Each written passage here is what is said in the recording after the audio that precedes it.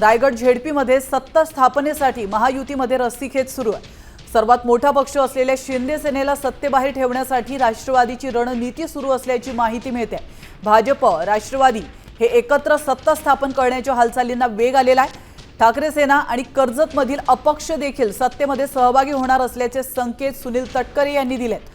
तर शिंदे सेनेला रायगडमध्ये सत्ता स्थापनेसाठी आणखीन 10 जागांची आवश्यकता आहे। भाजप मदत करेल असा दावा शिंदे सेनेचे आमदार महेंद्र दळवी यांनी केला।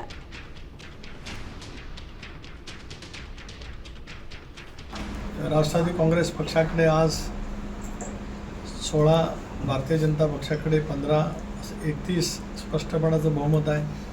कर्जत तालुक्यामध्ये उबाटा सेनेवरती केलेली युती त्याच्यामुळे 3 जागांच्या वरती त्या ठिकाणी मिळालेले यश सुधाकर घारे आणि तिथले नितीन सावंत यांनी जे प्रयत्नपूर्वक कर्जत तालुक्यामध्ये फाईट वॉश केलेला आहे, त्यामुळे आज संख्याबळ अधिक आहे। आम्ही एकत्रित आहोत, गटनोंदणी सुद्धा केलेली आहे।